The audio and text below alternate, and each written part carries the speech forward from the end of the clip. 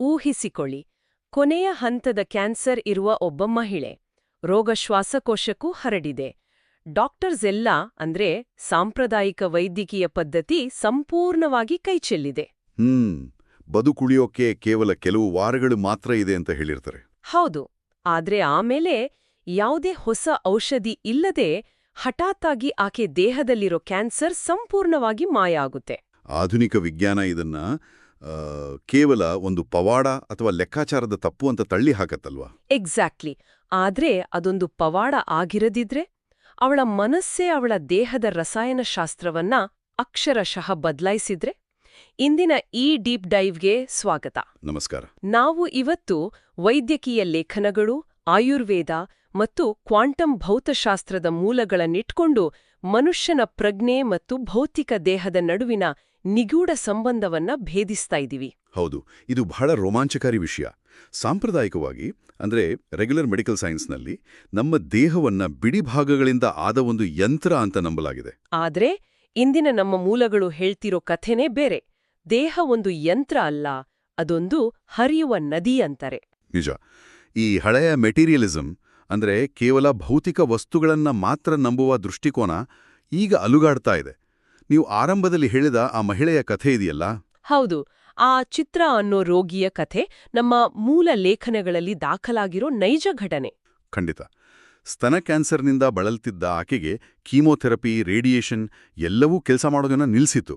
ಅಂದ್ರೆ ಆಧುನಿಕ ಔಷಧಿಯ ದಾರಿ ಅಲ್ಲಿಗೆ ಮುಚ್ಚೋಗಿತ್ತು. ಯಾಕಂದ್ರೆ ಆಧುನಿಕ ವೈದ್ಯಕೀಯ ಒಂದು ರಿಡಕ್ಷನಿಸ್ಟ್ ಮಾದರಿಯನ್ನ ಫಾಲೋ ಮಾಡುತ್ತೆ ಅಲ್ವಾ? ಹೌದು. ರಿಡಕ್ಷನಿಸ್ಟ್ ಅಂದ್ರೆ ಯಾವುದೇ ಸಮಸ್ಯೆಯನ್ನ ಸಣ್ಣ ಸಣ್ಣ ಭಾಗಗಳಾಗಿ ವಿಭಜಿಸಿ ನೋಡೋದು. ಕಾರು ಕೆಟ್ಟಾಗ ಮೆಕ್ಯಾನಿಕ್ ಕೇವಲ ಇಂಜಿನ್ ಪಾರ್ಟ್ಸ್ ನೋಡುವ ಹಾಗೆ ವೈದ್ಯರು ಕೇವಲ ಆ ರೋಗಗ್ರಸ್ತ ಅಂಗವನ್ನ ಮಾತ್ರ ನೋಡ್ತಾರೆ. ರೋಗಿಯನ್ನ ಒಟ್ಟಾರೆಯಾಗಿ ಒಂದು ಕಂಪ್ಲೀಟ್ ಸಿಸ್ಟಮ್ ಆಗಿ ನೋಡೋದಿಲ್ಲ. ಎಕ್ಸಾಕ್ಟ್ಲಿ. ಅದೇ ಚಿತ್ರಾಳ ವೈದ್ಯರು ಬೇರೆದೇ ಆದ ಒಂದು ಹೆಜ್ಜೆ ಇಟ್ರು. ಆಕೆಯನ್ನ ಆಯುರ್ವೇದದ ತತ್ವಗಳನ್ನ ಆಧರಿಸಿದ ಒಂದು ಚಿಕಿತ್ಸಾಲಯಕ್ಕೆ ಕಳುಹಿಸಿದ್ರು. ಓಹೋ, ಅಲ್ಲಿ ಹೊಸ ಔಷಧಿಗಳನ್ನ ಕೊಟ್ರಾ? ಇಲ್ಲ, ಯಾವುದೇ ಹೊಸ ರಾಸಾಯನಿಕ ಔಷಧಿಗಳನ್ನ ನೀಡ್ಲಿಲ್ಲ.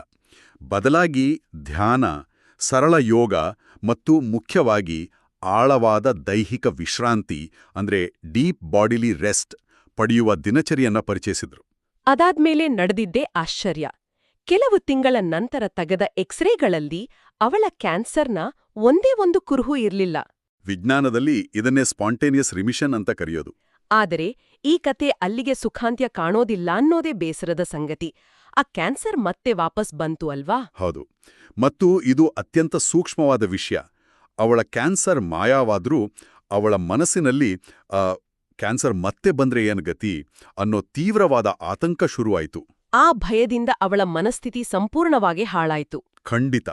ಆ ಭಯ ಮತ್ತು ಮತ್ತೆ ಸಾಂಪ್ರದಾಯಿಕ ಟ್ರೀಟ್ಮೆಂಟ್ ಮೇಲಿನ ಅವಲಂಬನೆ ಅವಳನ್ನ ಮತ್ತೆ ಅದೇ ಕಾಯಿಲೆಗೆ ತಳ್ತು. ಒಂದು ನಿಮಿಷ, ಇಲ್ಲಿ ನನಗೊಂದು ಅನುಮಾನ. ಅವಳ ಕ್ಯಾನ್ಸರ್ ವಾಪಸ್ ಬಂತು ಅಂದ್ರೆ ಅವಳು ಭಯಪಟ್ಟಿದ್ದೇ ಅವಳ ಸಾವಿಗೆ ಕಾರಣ ಅಂತಾನ? ಅಂದ್ರೆ ಇದು ಒಂಥರ ರೋಗಿಯನ್ನೇ ಬ್ಲೇಮ್ ಮಾಡಿದ್ದಂಗೆಲ್ವಾ? ಕಾಯಿಲೆ ಬಂದಿದ್ದಕ್ಕೆ ಅವರ ಆಲೋಚನೆಗಳೇ ತಪ್ಪು ಅಂತ ದೂಷಿಸಿದಂತೆ ಆಗಲ್ವಾ? ಇದು ಬಹಳ ಮುಖ್ಯವಾದ ಪ್ರಶ್ನೆ. ನಾವಿಲ್ಲಿ ಖಂಡಿತವಾಗಿಯೂ ರೋಗಿಯನ್ನೇ ದೂಷಿಸುತ್ತಿಲ್ಲ. ಇಲ್ಲಿ ನಾವು ಅರ್ಥ ಮಾಡ್ಕೊಳ್ಬೇಕಾಗಿರೋದು ಬಯೋಲಜಿಯನ್ನ. ಓಕೆ, ಬ್ಲೇಮ್ ಗೇಮ್ ಅಲ್ಲ, ಸೈನ್ಸ್ ಅರ್ಥ ಮಾಡ್ಕೋಬೇಕು. ಹೌದು. ಒಬ್ಬ ವ್ಯಕ್ತಿ ನಿರಂತರವಾಗಿ ತೀವ್ರ ಆತಂಕ ಅಥವಾ ಭಯದಲ್ಲಿದ್ದಾಗ ಅವರ ಮಿದುಳು ಕಾರ್ಟಿಸಾಲ್ ನಂತಹ ಸ್ಟ್ರೆಸ್ ಹಾರ್ಮೋನ್ಗಳನ್ನು ಉತ್ಪಾದಿಸುತ್ತೆ. ಇದು ದೇಹದಲ್ಲಿ ಉರಿಯೂತ ಅಥವಾ ಇನ್ಫ್ಲಮೇಷನ್ ಅನ್ನ ಹೆಚ್ಚು ಮಾಡುತ್ತೆ. ನಿಖರವಾಗಿ. ಮತ್ತು ರೋಗ ನಿರೋಧಕ ಶಕ್ತಿಯನ್ನ ಕುಗ್ಗಿಸುತ್ತೆ. ಆ ಭಯವು ಅವಳ ದೇಹದಲ್ಲಿ ಸೃಷ್ಟಿಸಿದ ರಾಸಾಯನಿಕ ವಾತಾವರಣ ಆ ಕ್ಯಾನ್ಸರ್ ಜೀವಕೋಶಗಳು ಮತ್ತೆ ಬೆಳೆಯೋಕೆ ಅನುಕೂಲ ಮಾಡಿಕೊಡ್ತು. ಓಹೋ, ಈಗ ಅರ್ಥ ಆಗ್ತಿದೆ. ಆಧುನಿಕ ಔಷಧಿಯು ಇದನ್ನೇ ಅಂದ್ರೆ ಮನಸ್ಸಿನ ಈ ಪಾತ್ರವನ್ನೇ ನಿರ್ಲಕ್ಷಿಸೋದು. ಹೌದು. ಸಾಂಪ್ರದಾಯಿಕ ವೈದ್ಯಕೀಯ ಕೇವಲ ಭೌತಿಕ ಲಕ್ಷಣಗಳಿಗೆ ಮಾತ್ರ ಟ್ರೀಟ್ಮೆಂಟ್ ಕೊಡುತ್ತೆ. ಇದನ್ನೇ ನಾನು ಒಂದು ಉದಾಹರಣೆ ಮೂಲಕ ಹೇಳೋದಾದ್ರೆ, ಪಿಯಾನೋದ ಮರ ಮತ್ತು ತಂತಿಗಳನ್ನ ಕತ್ತರಿಸಿ ಮೈಕ್ರೋಸ್ಕೋಪ್ ಕೆಳಗೆ ಇಟ್ಟು ವಿಶ್ಲೇಷಣೆ ಮಾಡಿದ ಹಾಗೆ. ಭೌತಿಕ ವಸ್ತುಗಳನ್ನ ಮಾತ್ರ ನೋಡೋದು. ಹೌದು. ಆ ಮರ ಮತ್ತು ತಂತಿಗಳನ್ನ ನೋಡಿ ಮೊಜಾರ್ಟ್ನ ಅದ್ಭುತ ಸಂಗೀತವನ್ನ ಅರ್ಥ ಮಾಡ್ಕೊಳ್ಳೋಕೆ ಪ್ರಯತ್ನಿಸಿದಂತೆ ಅಲ್ಲಿ ಪಿಯಾನೋ ನುಡಿಸ್ತಿರೋ ಸಂಗೀತಗಾರನನ್ನೇ ಅಂದ್ರೆ ನಮ್ಮ ಮನಸ್ಸಿನ್ನೇ ಸಂಪೂರ್ಣವಾಗಿ ಕಡೆಗಣಿಸಲಾಗಿದೆ. ಬಹಳ ಅದ್ಭುತವಾದ ಹೋಲಿಕೆ ಇದು. ಇದು ನಮ್ಮ ಮುಂದೊಂದು ದೊಡ್ಡ ಪ್ರಶ್ನೆಯನ್ನೇ ಇಡುತ್ತೆ. ಮನಸ್ಸು ಕೇವಲ ಭೌತಿಕ ಮೆದುಳಿನ ಉತ್ಪನ್ನವೇ ಅಥವಾ ಮೆದುಳು ಮನಸ್ಸಿನ ಸಾಧನವೇ? ಚಿತ್ರಾಳ ಕಥೆ ಸಾಬೀತುಪಡಿಸೋದು ಏನಂದ್ರೆ, ಗುಣಮುಖವಾಗುವ ಪ್ರಕ್ರಿಯೆಯಲ್ಲಿ ರೋಗಿಯ ಮನಸ್ಥಿತಿಯನ್ನ ನಿರ್ಲಕ್ಷಿಸಿದ್ರೆ ಎಷ್ಟೇ ಅಡ್ವಾನ್ಸ್ಡ್ ಮೆಡಿಕಲ್ ಟ್ರೀಟ್ಮೆಂಟ್ಸ್ ಇದ್ರೂ ಅವು ಫೇಲ್ ಆಗಬಹುದು. ಸರಿ, ಭೌತಿಕ ಜೀವಕೋಶಗಳು ಮಾತ್ರ ಈ ಗುಣಮುಖವಾಗುವಿಕೆಯನ್ನ ವಿವರಿಸೋಕೆ ಸಾಧ್ಯವಿಲ್ಲ ಅಂದ್ರೆ ಈ ಮನಸ್ಸು ಮತ್ತು ದೇಹ ಎಲ್ಲಿ ಕನೆಕ್ಟ್ ಆಗಿತ್ತೆ? ಇದರ ಉತ್ತರ ಕ್ವಾಂಟಮ್ ಮಟ್ಟದಲ್ಲಿದೆ. ನಮ್ಮ ಮೂಲಗಳು ಒಂದು ಕ್ವಾಂಟಮ್ ಮೆಕ್ಯಾನಿಕಲ್ ದೇಹ ಇದೆ ಅಂತ ನಮಗೆ ವಿವರಿಸ್ತವೆ. ಕ್ವಾಂಟಮ್ ಮೆಕ್ಯಾನಿಕಲ್ ದೇಹ, ಇದು ಕೇಳೋಕೆ ಪಕ್ಕಾ ಸೈನ್ಸ್ ಫಿಕ್ಷನ್ ಮೂವಿ ತರ ಇದೆ. ಇದನ್ನ ಸ್ವಲ್ಪ ಬಿಡಿಸಿ ಹೇಳಿ. ಖಂಡಿತ ವಿವರಿಸ್ತೀನಿ. ನಾವು ಸ್ಕೂಲ್ನಲ್ಲಿ ಓದಿರ್ತೀವಿ, ಪ್ರತಿಯೊಂದು ವಸ್ತುವು ಪರಮಾಣು ಅಥವಾ ಆಟಮ್ಗಳಿಂದ ಮಾಡಲ್ಪಟ್ಟಿದೆ ಅಂತ, ಅಲ್ವಾ? ಹೌದು, ಮಾಲಿಕ್ಯೂಲ್ಸ್, ಆಟಮ್ಸ್ ಅಂತ ಓದಿದ್ದೀವಿ. ಆದರೆ ಕ್ವಾಂಟಮ್ ವಿಜ್ಞಾನದ ಪ್ರಕಾರ ಒಂದು ಆಟಮ್ನ 99.999% ಬರೀ ಖಾಲಿ ಜಾಗ. ವೇಟ್ 99% ಖಾಲಿ ಜಾಗನಾ? ಹೌದು. ಅಂದ್ರೆ ನಾವು ಕೇವಲ ಭೌತಿಕ ಮಾಂಸಖಂಡದ ವಸ್ತುಗಳಲ್ಲ, ನಾವು ಕೂಡ ಬಹುಪಾಲು ಖಾಲಿ ಜಾಗವೇ. ಹಾಗಾದ್ರೆ ನಾನು ಕೂತಿರುವ ಈ ಕುರ್ಚಿ, ನನ್ನ ಈ ದೇಹ ಎಲ್ಲವೂ ಖಾಲಿ ಜಾಗವೇ ಆಗಿದ್ರೆ ನಮಗೆ ಭೌತಿಕ ಸ್ಪರ್ಶದ ಅನುಭವ ಹೇಗೆ ಆಗ್ತಾ ಇದೆ? ನಮಗೆ ಭೌತಿಕವಾಗಿ ಕಾಣೋದು ಆ ಪರಮಾಣುಗಳಲ್ಲಿರೋ ಶಕ್ತಿಯ, ಅಂದ್ರೆ ಎನರ್ಜಿಯ ಕಂಪನಗಳಿಂದಾಗಿ. ಆದರೆ ಆ ಖಾಲಿ ಜಾಗ ಕೇವಲ ಶೂನ್ಯ ಅಲ್ಲ, ಅದೊಂದು ಅರಿವು ಅಥವಾ ಇಂಟೆಲಿಜೆನ್ಸ್ನ ಪ್ರವಾಹ. ಓಕೆ, ಅಂದ್ರೆ ಕಣ್ಣಿಗೆ ಕಾಣದ ಆಲೋಚನೆಗಳು ಆ ಖಾಲಿ ಜಾಗದ ಜೊತೆ ರಿಯಾಕ್ಟ್ ಮಾಡ್ತವ? ಎಕ್ಸಾಕ್ಟ್ಲಿ. ಆಲೋಚನೆಗಳು ಮತ್ತು ಭೌತಿಕ ದೇಹದ ನಡುವೆ ಒಂದು ನಿಗೂಢ ಸೇತುವೆ ಇದೆ. ನಾವೊಂದು ಯೋಚನೆ ಮಾಡಿದಾಗ ಆ ಆಲೋಚನೆ ಕ್ವಾಂಟಮ್ ಗ್ಯಾಪ್ ಮೂಲಕ ಹಾದು ಹೋಗಿ ಮಿದುಳಿನಲ್ಲಿ ಭೌತಿಕ ರೂಪ ಪಡೆಯುತ್ತಾ? ಹೌದು, ಮಿದುಳಿನಲ್ಲಿ ನ್ಯೂರೋಪೆಪ್ಟೈಡ್ ಅನ್ನೋ ರಾಸಾಯನಿಕವಾಗಿ ಬದಲಾಗುತ್ತೆ. ನ್ಯೂರೋಪೆಪ್ಟೈಡ್ ಅಂದ್ರೆ ನಮ್ಮ ಆಲೋಚನೆಗಳ ಭಾಷೆಯನ್ನ ನಮ್ಮ ದೇಹದ ಜೀವಕೋಶಗಳಿಗೆ, ನಮ್ಮ ಸೆಲ್ಸ್ಗೆ ಅರ್ಥವಾಗುವಂತೆ ಭಾಷಾಂತರಿಸುವ ಮೆಸೆಂಜರ್ ಇದ್ದಂತೆ ಅಲ್ವಾ? ಸರಿಯಾಗಿ ಹೇಳಿದ್ರಿ. ಪ್ರತಿಯೊಂದು ಆಲೋಚನೆಯೂ ಒಂದು ನ್ಯೂರೋಪೆಪ್ಟೈಡ್ ಅನ್ನ ಸೃಷ್ಟಿ ಮಾಡುತ್ತೆ. ಇದ್ರರ್ಥ ನಾವು ಕೇವಲ ಯೋಚಿಸುವ ಮೂಲಕ ನಮ್ಮ ಮೆದುಳಿನ ರಾಸಾಯನಿಕಗಳನ್ನ ಬದಲಾಯಿಸ್ತಿದ್ದೀವಿ. ಇದು ನೋಡಿದ್ರೆ ನಮ್ಮದೇ ದೇಹದ ಮೇಲೆ ನಾವು ಮಾಡೋ ಟೆಲಿಕೈನೆಸಿಸ್ ಇದ್ದಂತೆ ಅನ್ಸುತ್ತೆ. ಟೆಲಿಕೈನೆಸಿಸ್? ಹೌದು, ಅಂದ್ರೆ ಕೇವಲ ಯೋಚನೆಯಿಂದಲೇ ಭೌತಿಕ ವಸ್ತುವನ್ನ ಕಂಟ್ರೋಲ್ ಮಾಡೋದು. ನೀವು ಹೇಳಿದ್ದು ಅಕ್ಷರಶಃ ಸತ್ಯ. ಪ್ರತಿ ಬಾರಿಯೂ ನಾವೊಂದು ಆಲೋಚನೆ ಮಾಡಿದಾಗ ಭೌತಿಕವಲ್ಲದ ಅರಿವು ಭೌತಿಕವಾದ ರಾಸಾಯನಿಕವಾಗಿ ಬದಲಾಗುತ್ತೆ. ವಾವ್! ಇದನ್ನೇ ಭೌತಶಾಸ್ತ್ರದಲ್ಲಿ ಅಬ್ಸರ್ವರ್ ಎಫೆಕ್ಟ್ ಅಥವಾ ಅವಲೋಕನಾಕಾರನ ಪ್ರಭಾವ ಅಂತಾರೆ. ಅಂದ್ರೆ ಪ್ರಯೋಗಾಲಯದಲ್ಲಿ ಲೈಟ್ ಅಥವಾ ಬೆಳಕು ನೋಡುವವರ ಆಧಾರದ ಮೇಲೆ ವೇವ್ ಅಥವಾ ಪಾರ್ಟಿಕಲ್ ಆಗಿ ವರ್ತಿಸುತ್ತೆ ಅಂತ ಓದಿದ್ದೆ. ಅದನ್ನೇನ ನೀವು ಹೇಳ್ತಿರೋದು? ನಿಖರವಾಗಿ. ಬೆಳಕು ವೀಕ್ಷಕನಿಗೆ ತಕ್ಕಂತೆ ವರ್ತಿಸುವ ಹಾಗೆ ನಮ್ಮ ಜೀವಕೋಶಗಳು ನಮ್ಮ ಅರಿವಿಗೆ, ನಮ್ಮ ವೀಕ್ಷಣೆಗೆ ತಕ್ಕಂತೆ ಪ್ರತಿಕ್ರಿಯಿಸುತ್ತವೆ. ಮೈ ಗಾಡ್! ಅಂದ್ರೆ ಸಾಂಪ್ರದಾಯಿಕ ವಿಜ್ಞಾನ ಹೇಳುವ ಹಾಗೆ ಮಿದುಳು ಮನಸ್ಸನ್ನ ಸೃಷ್ಟಿ ಮಾಡೋದಿಲ್ಲ, ಬದಲಾಗಿ ಪ್ರಜ್ಞೆಯೇ ಅಂದ್ರೆ ಕಾನ್ಷಿಯಸ್ನೆಸ್ ಮಿದುಳನ್ನ ಸೃಷ್ಟಿಸುತ್ತೆ ಮತ್ತು ಕಂಟ್ರೋಲ್ ಮಾಡುತ್ತೆ ಅಂತಾಯ್ತು. ಹೌದು. ಕ್ವಾಂಟಮ್ ಕ್ಷೇತ್ರ ಮನಸ್ಸು ಮತ್ತು ದೇಹವನ್ನ ಒಂದೇ ವ್ಯವಸ್ಥೆಯಾಗಿ, ಅಂದ್ರೆ ಒಂದು ಸಿಸ್ಟಮ್ ಆಗಿ ಕನೆಕ್ಟ್ ಮಾಡುತ್ತೆ. ಜೀವಕೋಶಗಳ ಮಟ್ಟದಲ್ಲಿ ಗುಣಮುಖವಾಗೋದು ಕೇವಲ ಯಾಂತ್ರಿಕ ಪ್ರಕ್ರಿಯೆ ಅಲ್ಲ. ಅದೊಂದು ಪ್ರಜ್ಞಾಪೂರ್ವಕ ಆಯ್ಕೆ ಅಲ್ವಾ? ಖಂಡಿತ. ಇಡೀ ದೇಹವೇ ನಮ್ಮ ಮನಸ್ಸಿನ ಆಲೋಚನೆಗಳನ್ನ ನಿರಂತರವಾಗಿ ಕೇಳ್ತಾ ಇರುತ್ತೆ. ಸರಿ, ಇದು ತಕ್ಷಣದ ಆಲೋಚನೆಗಳ ರಿಯಾಕ್ಷನ್ ಆಯಿತು. ಆದ್ರೆ ದೀರ್ಘಕಾಲದ ಕಾಯಿಲೆಗಳು, ಅಂದ್ರೆ ಈ ಜೀನ್ಸ್ ಅಥವಾ ವಂಶವಾಹಿಗಳ ಕಥೆ ಏನು? ಜೀನ್ಸ್ ಬಗ್ಗೆ ನಮಗೊಂದು ತಪ್ಪು ಕಲ್ಪನೆ ಇದೆ. ಹೌದು, ನಮ್ಗೆಲ್ಲ ಸಾಮಾನ್ಯವಾಗಿ ಒಂದು ಭಯ ಇದ್ದೇ ಇರುತ್ತೆ. ನಮ್ಮ ತಾತನಿಗೆ ಹಾರ್ಟ್ ಪ್ರಾಬ್ಲಮ್ ಇತ್ತು, ಹಾಗಾಗಿ ನನ್ಗೂ ಅದು ಬಂದೇ ಬಡುತ್ತೆ ಅಂತ. ಹೌದು. ನಮ್ಮ ಜೀನ್ಸ್ ಅನ್ನ ನಾವು ಬದಲಾಯಿಸೋಕೆ ಸಾಧ್ಯವಿಲ್ಲ, ಅದು ಫಿಕ್ಸ್ಡ್, ಅದು ನಮ್ಮ ಹಣೆ ಬರಹ ಅನ್ನೋದೇ ಸಾಮಾನ್ಯ ನಂಬಿಕೆ. ಹೌದು. ಆದ್ರೆ ಈ ಕ್ವಾಂಟಮ್ ಮೂಲಗಳು ಕಥೆಯನ್ನೇ ಬದಲಾಯಿಸ್ತಿವೆ ಅನ್ಸುತ್ತೆ. ಹೌದು, ಸಂಪೂರ್ಣವಾಗಿ ಬದಲಾಯಿಸ್ತಿವೆ.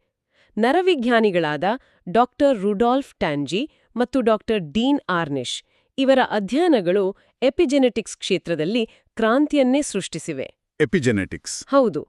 ಅವರ ಸಂಶೋಧನೆಗಳು ಸ್ಪಷ್ಟವಾಗಿ ಹೇಳೋದೇನೆಂದ್ರೆ, ವಂಶವಾಹಿಗಳು, ಜೀನ್ಸ್ ಸ್ಥಿರವಾಗಿಲ್ಲ. ಅವು ಕಲ್ಲಿನಲ್ಲಿ ಕೆತ್ತಿದ ಶಾಸನಗಳಲ್ಲ, ಬದಲಾಗಿ ಅವು ದ್ರವಶೀಲವಾಗಿವೆ, ಅಂದ್ರೆ ಫ್ಲೂಯಿಡ್ ಆಗಿವೆ. ಅಂದ್ರೆ ತಾತನಿಗೆ ಕಾಯಿಲೆ ಇದ್ದ ಮಾತ್ರಕ್ಕೆ ನಮಗೂ ಅದು ಬರಲೇಬೇಕು ಅಂತ ಏನಿಲ್ಲ? ಖಂಡಿತ ಇಲ್ಲ.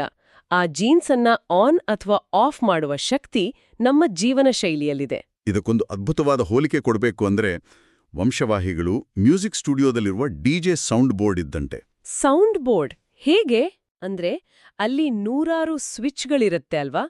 ನಮ್ಮ ದೈನಂದಿನ ಆಯ್ಕೆಗಳು, ನಾವು ತಿನ್ನುವ ಆಹಾರ, ನಮ್ಮ ಸ್ಟ್ರೆಸ್, ನಮ್ಮ ಆಲೋಚನೆಗಳು ಇವೆಲ್ಲವೂ ಆ ಜೀನ್ಸ್ನ ಸ್ವಿಚ್ಗಳ ವಾಲ್ಯೂಮ್ ಅನ್ನ ಹೆಚ್ಚು ಅಥವಾ ಕಡಿಮೆ ಮಾಡ್ತವೆ. ಎಕ್ಸಾಕ್ಟ್ಲಿ. ಕೆಟ್ಟ ಜೀನ್ಸ್ ಅನ್ನ ಮ್ಯೂಟ್ ಮಾಡಬಹುದು, ಒಳ್ಳೆ ಜೀನ್ಸ್ ವಾಲ್ಯೂಮ್ ಹೆಚ್ಚು ಮಾಡಬಹುದು. ಬಹಳ ಸೊಗಸಾದ ಹೋಲಿಕೆ ಇದು. ಇದನ್ನೇ ವಿಜ್ಞಾನಿಗಳು ಸ್ವಯಂ ನಿರ್ದೇಶಿತ ಜೈವಿಕ ರೂಪಾಂತರ ಅಂದ್ರೆ SDBT, self directed biological transformation ಅಂತ ಕರೀತಾರೆ. ನಮ್ಮ ದೇಹದ ಬದಲಾವಣೆಯ ರಿಮೋಟ್ ಕಂಟ್ರೋಲ್ ನಮ್ ಕೈಯಲ್ಲೇ ಇದೆ. ಹೌದು. ಉದಾಹರಣೆಗೆ, ನಿರಂತರವಾಗಿ ಧ್ಯಾನ ಮಾಡುವುದರಿಂದ ಮತ್ತು ಒಳ್ಳೆ ಜೀವನಶೈಲಿ ಅಳವಡಿಸಿಕೊಳ್ಳೋದ್ರಿಂದ ನಮ್ಮ ವಯಸ್ಸಾಗುವಿಕೆಯನ್ನ ತಡೆಯುವ ಟೆಲೋಮರೇಸ್ ಅನ್ನೋ ಕಿಣ್ವದ ಉತ್ಪಾದನೆ ಹೆಚ್ಚಾಗುತ್ತೆ ಅಂತ ಡಾಕ್ಟರ್ ಆರ್ನಿಶ್ ಅವರ ರಿಸರ್ಚ್ ತೋರಿಸಿದೆ. ಟೆಲೋಮರೇಸ್, ಈ ಬಗ್ಗೆ ನಾನು ಓದಿದ್ದೆ. ನಮ್ಮ DNA ಎಳಗನ ತುದಿಯಲ್ಲಿರುವ ಟೆಲೋಮಿಯರ್ಸ್ ಅನ್ನ ರಕ್ಷಿಸುವ ಕಿಣ್ವ ಇದು. ಹೌದು.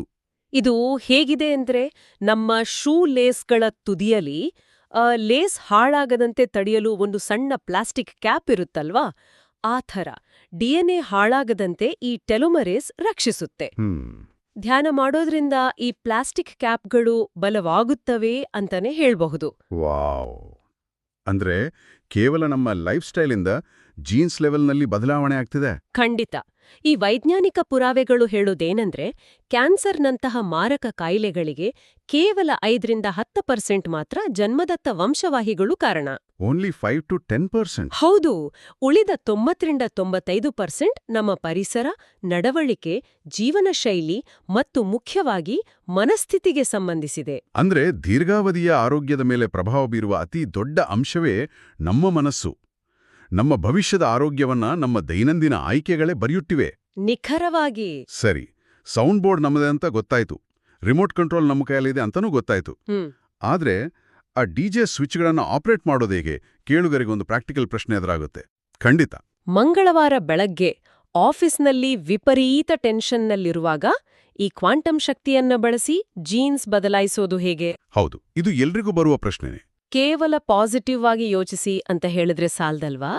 ದೈನಂದಿನ ಜೀವನದಲ್ಲಿ ಈ SDBT ತಂತ್ರಗಳನ್ನ ಅಳವಡಿಸಿಕೊಳ್ಳೋಕೆ ಒಂದು ಹಂತದ ಮಾರ್ಗದರ್ಶಿ, ಒಂದು ಸ್ಟೆಪ್ ಬೈ ಸ್ಟೆಪ್ ಗೈಡ್ ಏನು? ಇದು ಅತ್ಯಂತ ಮುಖ್ಯವಾದ ಘಟ್ಟ. ಕೇವಲ ಸುಮ್ಮನೆ ಪಾಸಿಟಿವ್ ಆಗಿ ಯೋಚಿಸಿದ ತಕ್ಷಣ ಕ್ಯಾನ್ಸರ್ ಗುಣ ಆಗೋದಿಲ್ಲ. ಇದಕ್ಕಾಗಿ ಪ್ರಜ್ಞಾಪೂರ್ವಕ ಅಂದ್ರೆ ಕಾನ್ಷಿಯಸ್ ಆದ ತಂತ್ರಗಳನ್ನ ಅಳವಡಿಸ್ಕೋಬೇಕು. ಓಕೆ, ಅದು ಹೇಗೆ? ಇಲ್ಲಿ ನಾವು ಆಯುರ್ವೇದದ ಆಳವಾದ ದೈಹಿಕ ವಿಶ್ರಾಂತಿಯ ತತ್ವಗಳನ್ನು ಗಮನಿಸಬೇಕು. ವಿಶ್ರಾಂತಿ ಅಂದ್ರೆ ಕೇವಲ ಸೋಫಾ ಮೇಲೆ ಕೂತು ಟಿವಿ ನೋಡೋದಲ್ಲ, ಅಥವಾ ಬರೀ ನಿದ್ರೆ ಮಾಡೋದಲ್ಲ. ಮತ್ತೆ ಕಾಯಿಲೆ ವಿರುದ್ಧ ಯಾವಾಗ್ಲೂ ಒಂದು ರೀತಿಯ ಯುದ್ಧ ಮಾಡುವ ಮನಸ್ಥಿತಿ ಇರುತ್ತಲ್ಲ, ಅದರಿಂದ ಹೊರಬಂದು ಸೆಲ್ಸ್ ಮಟ್ಟದಲ್ಲಿ ಅಂದ್ರೆ ಕೋಶಗಳ ಮಟ್ಟದಲ್ಲಿ ಶಾಂತಿಯನ್ನ ಕಾಪಾಡಿಕೊಳ್ಳೋದು ಕ್ವಾಂಟಮ್ ಚಿಕಿತ್ಸೆಯ ತಿರುಳು. ಇದು ಬಹಳ ಇಂಟ್ರೆಸ್ಟಿಂಗ್. ಸಾಂಪ್ರದಾಯಿಕ ವೈದ್ಯಕೀಯ ರೋಗವನ್ನ ಶತ್ರುವಿನಂತೆ ನೋಡಿ ಆಂಟಿಬಯೋಟಿಕ್ಸ್, ಕೀಮೋ ಅಂತ ರಾಸಾಯನಿಕಗಳ ದಾಳಿ ಮಾಡುತ್ತೆ. ಹೌದು. ನಮಗೆಲ್ಲ fight the disease, fight cancer ಅಂತಲೇ ಹೇಳ್ಕೊಡಲಾಗಿದೆ.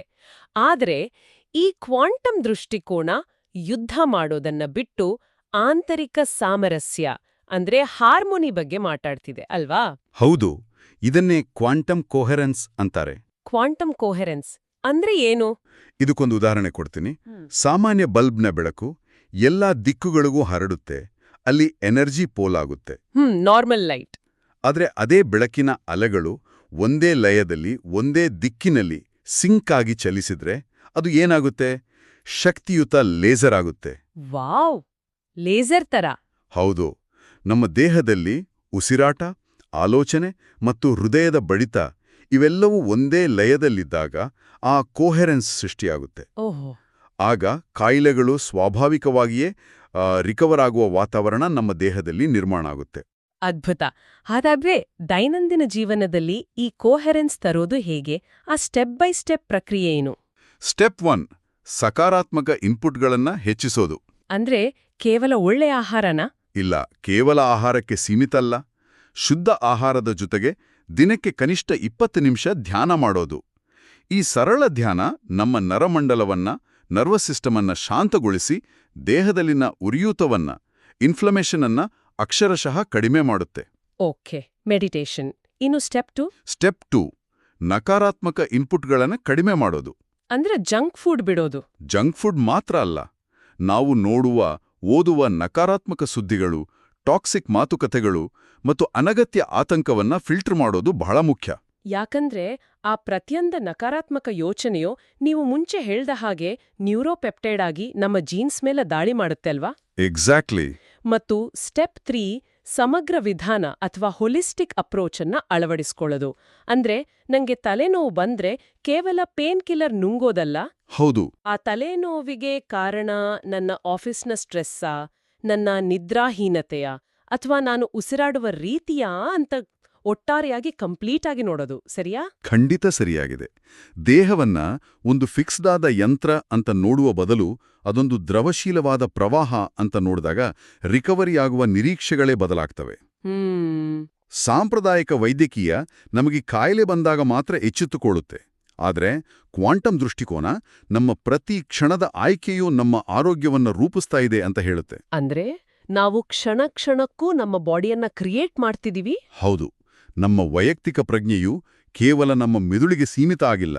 ಅದು ಈ ವಿಶ್ವದ ಏಕೈಕ ಮನಸ್ಸಿಗೆ, ಅಂದ್ರೆ ಒನ್ ಯೂನಿವರ್ಸಲ್ ಮೈಂಡಿಗೆ ಕನೆಕ್ಟ್ ಆಗಿದೆ. One universal mind? ಹೌದು.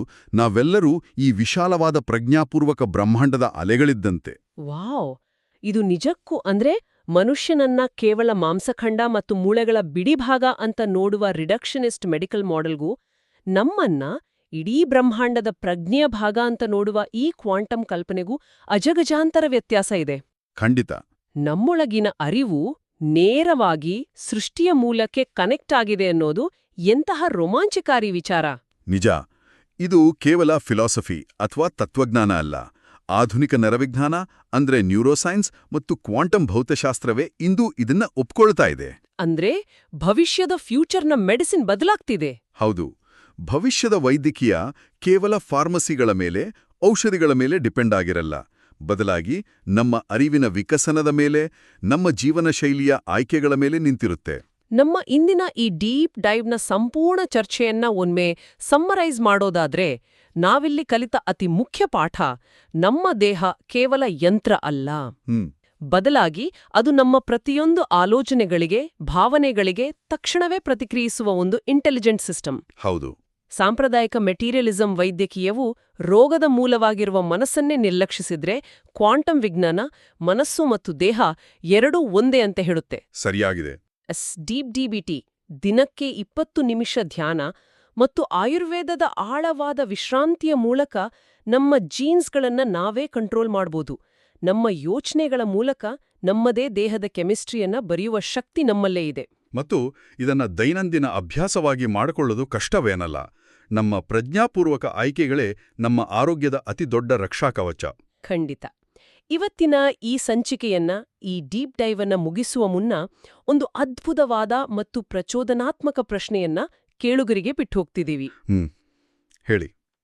ನಮ್ಮ ದೇಹದ ಪ್ರತಿಯೊಂದು ಜೀವಕೋಶವೂ ನಾವು ಮಾಡುವ ಪ್ರತಿಯೊಂದು ಆಲೋಚನೆಯನ್ನು ಸದ್ದಿಲ್ಲದೆ ಕದ್ದು ಕೇಳುತ್ತಿದ್ರೆ, ಅಂದ್ರೆ ಈವ್ಸ್ ಡ್ರಾಪಿಂಗ್ ಮಾಡ್ತಾ ಇದ್ರೆ, ಹೌದು, ಮತ್ತು ಆ ಸೆಲ್ಸ್ಗಳ ಮೂಲಕ ನಮ್ಮ ವೈಯಕ್ತಿಕ ಪ್ರಜ್ಞೆ ಇಡೀ ಬ್ರಹ್ಮಾಂಡದ ಅರಿವಿನೊಂದಿಗೆ ಆ ಯೂನಿವರ್ಸಲ್ ಮೈಂಡ್ ಜೊತೆ ಬೆಸೆದುಕೊಂಡಿದ್ರೆ, ಕೇವಲ ನಮ್ಮನ್ನು ನಾವು ಅರಿತುಕೊಳ್ಳುವುದು ಮತ್ತು ಒಳಗಿನಿಂದ ನಮ್ಮನ್ನು ನಾವು ಗುಣಪಡಿಸುವುದು ಈ ಇಡೀ ಪ್ರಪಂಚವನ್ನೇ ಗುಣಪಡಿಸುವ ಮೊದಲ ಹೆಜ್ಜೆ ಆಗಬಹುದೇ? ಬಹಳ ಆಳವಾದ ಯೋಚನೆ ಇದು. ಹೌದು. ಇದನ್ನ ಎಲ್ಲರೂ ಯೋಚಿಸಿ ನೋಡಿ. ಈ ಡೀಪ್ ಡೈವ್ನಲ್ಲಿ ನಮ್ಮೊಂದಿಗೆ ಜೊತೆಯಾಗಿದ್ದಕ್ಕೆ ನಮ್ಮೆಲ್ಲ ಕೇಳುಗರಿಗೂ ಧನ್ಯವಾದಗಳು.